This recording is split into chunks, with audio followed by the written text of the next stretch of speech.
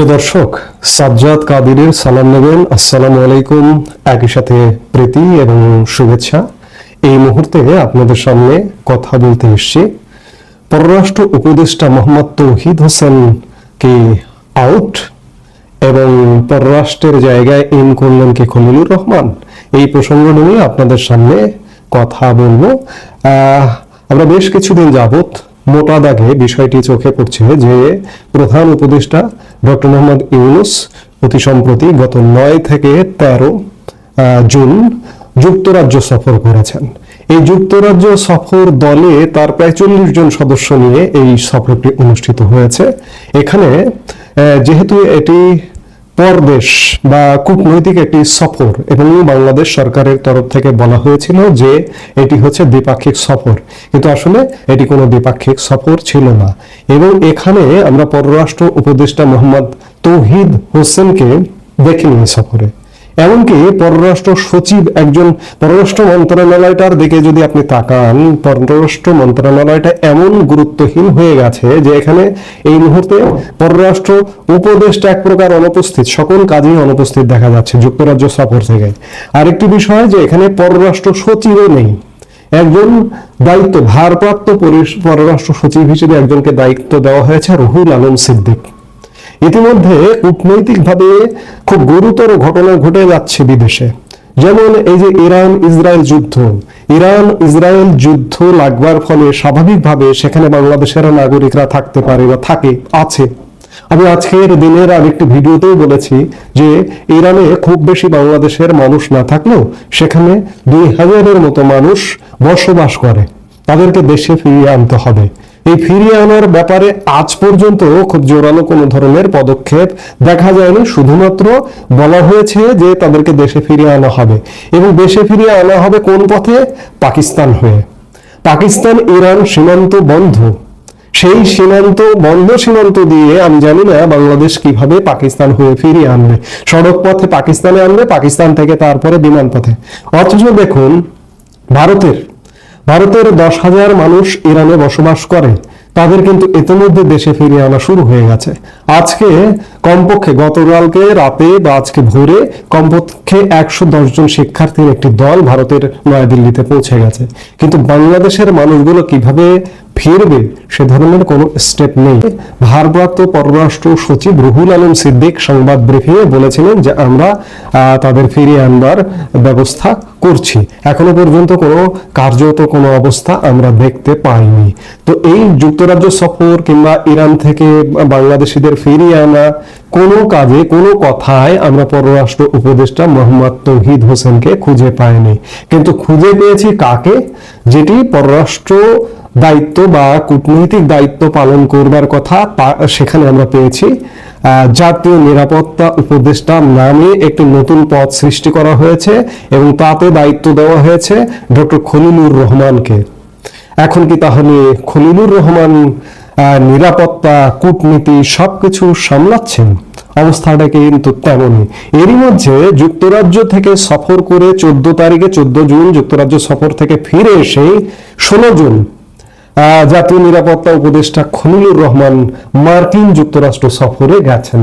এবং আজকে প্রধান উপদেষ্টা ডক্টর মোহাম্মদ ইউনূসের সোশ্যাল মিডিয়া ফেসবুক পেজে একটি ছবি পোস্ট করা হয়েছে যে জাতীয় নিরাপত্তা উপদেষ্টা ডক্টর খলিলুর রহমান গতকাল বুধবার ওয়াশিংটন ডিসিতে মার্কিন পররাষ্ট্র দপ্তরে দেশটির উপ পররাষ্ট্রমন্ত্রী ক্রিস্টোফার ল্যান্ডাওয়ের সঙ্গে সাক্ষাৎ করেছেন।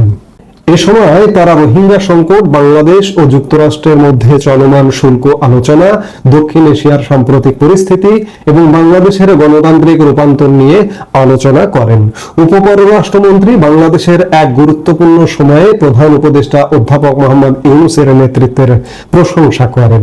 একই সঙ্গে তিনি বাংলাদেশের প্রতি যুক্তরাষ্ট্রের অব্যাহত সমর্থনের কথাও পুনর্ব্যক্ত করেন। ডক্টর রহমান আলাদাভাবে যুক্তরাষ্ট্রের সহকারী বাণিজ্য প্রতিনিধি ব্রেন্ডন লেন্সের সঙ্গে সাক্ষাৎ এবং দুই দেশের পারস্পরিক শুল্ক সংক্রান্ত চুক্তি নিয়ে ফলপ্রসূ আলোচনা করেন। এই যে মার্কিন যুক্তরাষ্ট্রে যে সফরটি, এটি তো জাতীয় নিরাপত্তা উপদেষ্টার সফর হবার কথা নয়, এটি হবার কথা পররাষ্ট্র উপদেষ্টা মোহাম্মদ তৌহিদ হোসেন কিংবা পররাষ্ট্র সচিবের। কিন্তু জাতীয় নিরাপত্তা উপদেষ্টা মার্কিন যুক্তরাষ্ট্র সফর করছেন এবং সেখানকার উপপররাষ্ট্রমন্ত্রীর সাথে বৈঠক করছেন। অর্থাৎ ডক্টর মোহাম্মদ খলিলুর রহমান কি সকল কাজের কাজী হয়ে উঠেছেন, কিন্তু ডক্টর খলিলুর রহমানের বিতর্ক কিন্তু পেছেও ছাড়েন না। তিনি বিতর্কিত ব্যক্তিত্ব, ইতিমধ্যে গণমাধ্যমে নানা খবর এসছে, এমনকি বাংলাদেশের প্রধান একটি রাজনৈতিক দল বিএনপি, বাংলাদেশ জাতীয়তাবাদী দল, এই খলিলুর রহমানের পদত্যাগও চেয়েছিলেন। তাহলে কি এই বিতর্কিত লোকই সব কাজের কাজী হয়ে উঠেছেন? আমরা যেমন যুক্তরাজ্য সফরে শুধুমাত্র ডক্টর খলিলুর রহমান এবং আর এক বিতর্কিত ব্যক্তিত্ব প্রেস সচিব শফিকুল আলমকে সব ধরনের কাজে আমরা দেখলাম, এমনকি তারেক রহমানের বৈঠক থেকে শুরু করে সব কাজে এই খলিলুর রহমানকে দেখলাম। তৌহিদ হোসেন কি তাহলে বিদায় নিচ্ছেন বা বিদায় নিয়েছেন?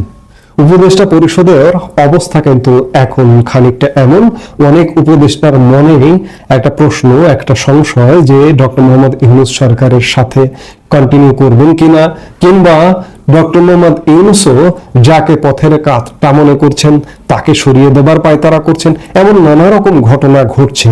আজকে খুব অবাক বিস্ময়ের ব্যাপার যে এত বিতর্ক যার পেছনে ডক্টর খলিলুর রহমান, তিনি সরকারের মূল নীতি নির্ধারকে পরিণত হয়েছেন, পররাষ্ট্র বিষয়ক নীতি নির্ধারকে পরিণত হয়েছেন।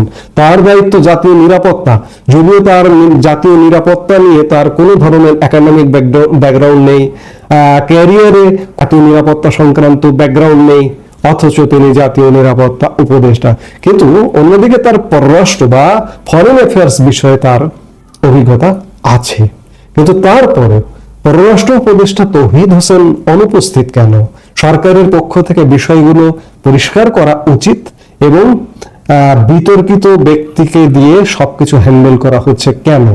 এবং আজকে প্রধান উপদেষ্টা ডক্টর মোহাম্মদ ইউনূসের ফেসবুক পেজে উপপররাষ্ট্র মন্ত্রীর সাথে খলিলুর রহমানের ছবি দিয়ে বাংলাদেশের মানুষকে কি এটিই জানান দেওয়া হচ্ছে যে মার্কিন যুক্তরাষ্ট্র ডক্টর ইউনূসের সাথে আছে, তোমরা বেশি বাড়াবাড়ি করো না, বাড়াবাড়ি করলে মার্কিন যুক্তরাষ্ট্রকে এনে ধরিয়ে দেব, এমন কিছু? নইলে এত বিতর্ক, এত বিতর্কিত মানুষ ডক্টর খলিলুর রহমানকে সবকিছুতে সামনে রাখা হচ্ছে কেন? বাংলাদেশের মানুষের বুঝতে হবে, মার্কিন হোক আর যেটি হোক না কেন, কোন চোখ রাঙানিতে যদি আপনি ভয় পান, তাহলে আপনার পরিণতি মধ্যপ্রাচ্যের দেশগুলোকে নিয়ে যেভাবে মার্কিন যুক্তরাষ্ট্র খেলে, বাংলাদেশকে নিয়েও সেই খেলাটা কিন্তু শুরু হয়ে গেছে। সেই খেলাটা দীর্ঘস্থায়ী রূপ লাভ করতে পারে। আমাদের খুব রিসেন্ট জলজ্যান্ত উদাহরণ আছে। এই যে আজকে যে ইরান ইসরায়েল যুদ্ধ, এই ইরান ইসরায়েল যুদ্ধের প্রধান নায়ক কিন্তু মার্কিন যুক্তরাষ্ট্র। যেটি হোক, বাংলাদেশের জন্য আগামী দিনগুলোতে ভালো যে হচ্ছে না, এই কার্যক্রমগুলো, এই অ্যাক্টিভিটিসগুলো সুস্পষ্ট। এই মুহূর্তে এ পর্যন্ত। সবাই ভালো থাকুন, সুস্থ থাকুন। আমাদের ভিডিওগুলো নিয়মিত পেতে সাবস্ক্রাইব করুন Sajjad Qadir and the legends YouTube channel এবং লাইক, কমেন্ট, শেয়ার করে সাথে থাকুন।